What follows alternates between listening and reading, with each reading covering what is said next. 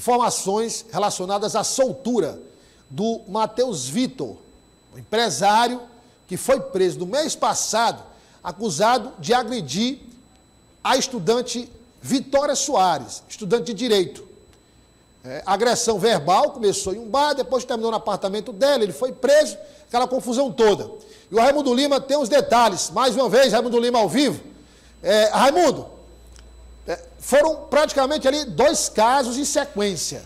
Primeiro foi o caso do empresário, que agrediu a estudante de Direito, e aí depois a gente teve a entrevista da Aida Maciel, ela contando que é o histórico de agressões, que ele, inclusive, havia colocado um localizador no celular dela, enfim, ele foi preso.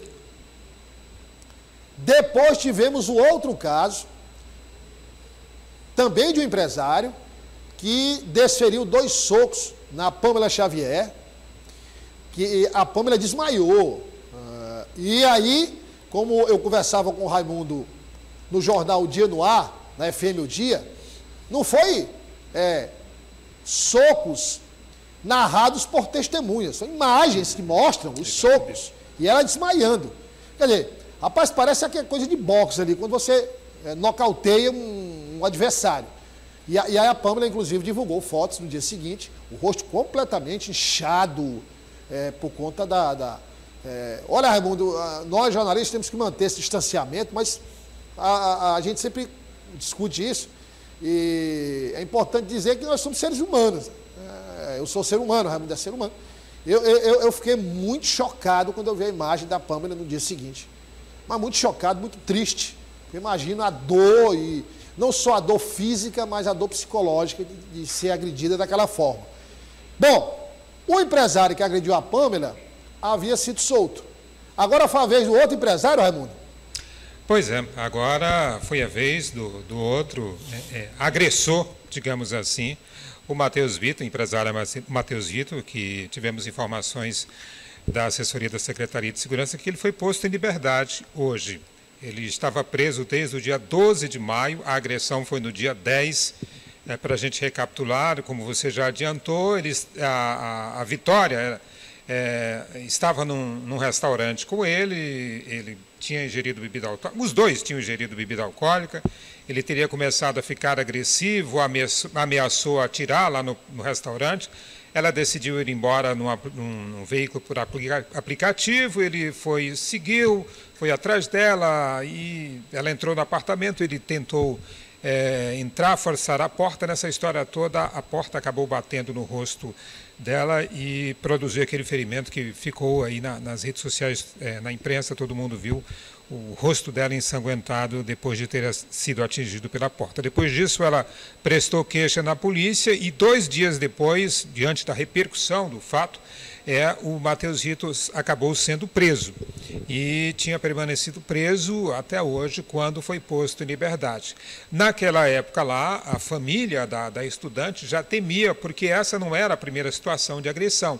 Ele já tinha agredido a jovem antes, inclusive a mãe dela contou na época que já teria inclusive tirado a arma da mão dele. Ou seja, foram situações repetidas de agressão que acabaram nessa última situação. Fica, diante dessa liberdade do acusado, fica aí o sentimento cada vez maior de insegurança dessa vítima e da família, o medo que eles têm agora do que pode acontecer. Mas são decisões aí da justiça, a gente discute, mas infelizmente é preciso acatar mais essa decisão da justiça. Assim como o outro, o gordinho do peixe, também está posto em liberdade. Eu conversei com a vítima um dia após ele ter sido posto em liberdade. Ela também se colocou numa situação de muito medo, de temor, de ter ficado em casa trancada por medo do que poderia acontecer, porque já que ele tinha sido preso, sendo posto em liberdade, automaticamente ele poderia vir novamente atentar contra a segurança dela. São situações bastante complexas e a gente lamenta que fatos como esses continuem acontecendo no Estado. E ainda falando de segurança das mulheres e agressão e violência doméstica, Douglas, hoje está acontecendo aqui em Teresina um treinamento de policiais que integram a Patrulha Maria da Penha, policiais militares que fazem esse trabalho de proteção dessas mulheres, principalmente do cumprimento daquelas chamadas medidas protetivas. Eles estão passando por uma capacitação lá no Tribunal de Justiça, porque esse trabalho vai ser estendido para o interior do Estado, ou seja, 4 grandes cidades do interior agora vão ter a Patrulha Maria da Penha e, por isso, esses policiais estão sendo preparados, estão sendo capacitados para atuarem nesses municípios. A gente acompanhou parte desse treinamento hoje pela manhã.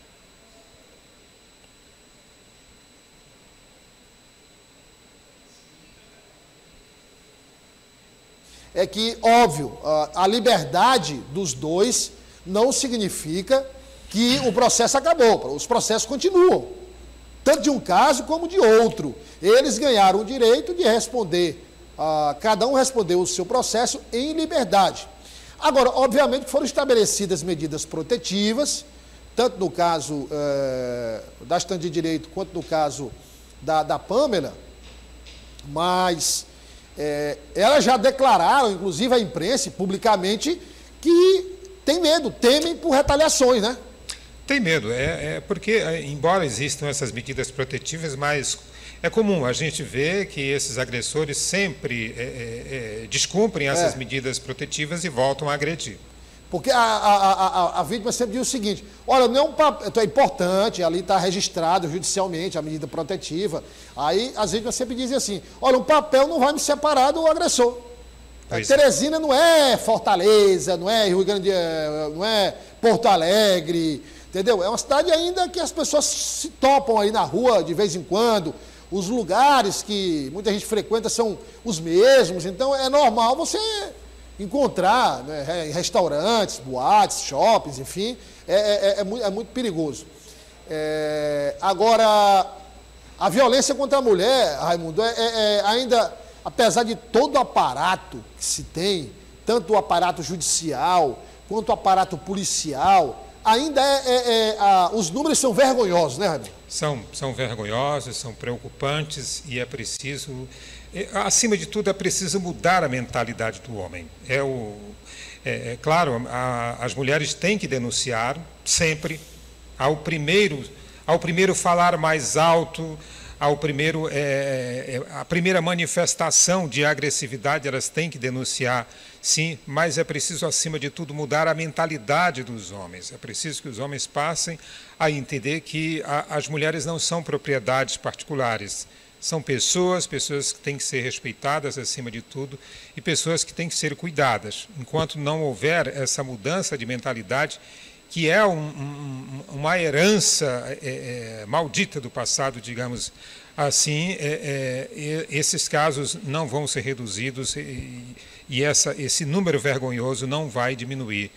Não só no Piauí, mas em todo o Brasil, esse problema persiste. E ainda falando dessa questão de violência doméstica, como eu já adiantei hoje, mas há algum tempo atrás, nós fomos hoje ao Tribunal de Justiça e acompanhamos esse trabalho que vem sendo feito pela Polícia Militar através da Patrulha Maria da Penha, que está treinando um grupo de policiais para atuarem no interior do Estado, fiscalizando essa questão do cumprimento das medidas protetivas de mulheres que são vítimas de violência doméstica. Vamos acompanhar. Um estudo da Secretaria Municipal de Políticas Públicas para as Mulheres, divulgado no fim do ano passado, revelou que as mulheres entre 15 e 29 anos são as maiores vítimas de violência doméstica em Teresina. O número representa 55,56% de todos os casos notificados. Na capital piauiense, a Patrulha Maria da Penha, formada por policiais militares, fiscaliza cerca de 200 medidas protetivas expedidas pela Justiça Estadual para proteger vítimas de violência doméstica. Esta semana, 50 policiais militares estão sendo qualificados para fazer a fiscalização ao cumprimento das medidas protetivas no interior do estado. E eu fui fazer essa palestra pelo SESC, que eu também trabalho fazendo palestra com eles. O serviço está sendo ampliado para as cidades de Parnaíba, Piripiri, Picos e Floriano. A Polícia Militar ela está promovendo o curso de capacitação ao atendimento à mulher vítima de violência doméstica e tem por objetivo proporcionar aos policiais militares um atendimento especializado, que é o atendimento àquela mulher que está sendo vítima de violência, que precisa de um acolhimento e de saber qual o protocolo que o policial deve fazer naquele momento. Segundo o Fórum Brasileiro de Segurança Pública, no ano de 2022, 18,6 milhões de mulheres foram vítimas de violência doméstica no Brasil. Esse número daria para encher um estádio de futebol como este aqui todos os dias ao longo do ano de vítimas desse tipo de violência. Violência essa que tem como estágio máximo o feminicídio. Em 2022, 23 mulheres foram vítimas desse tipo de crime no Piauí. Números que o Estado tenta combater com a prevenção. Não podemos mais estar sempre aumentando esse número. E assim, o que a gente percebe é que essa violência ela acontece exatamente entre quatro paredes. E nós estamos longe de sabermos o número exato de mulheres que realmente são vítimas de violência doméstica.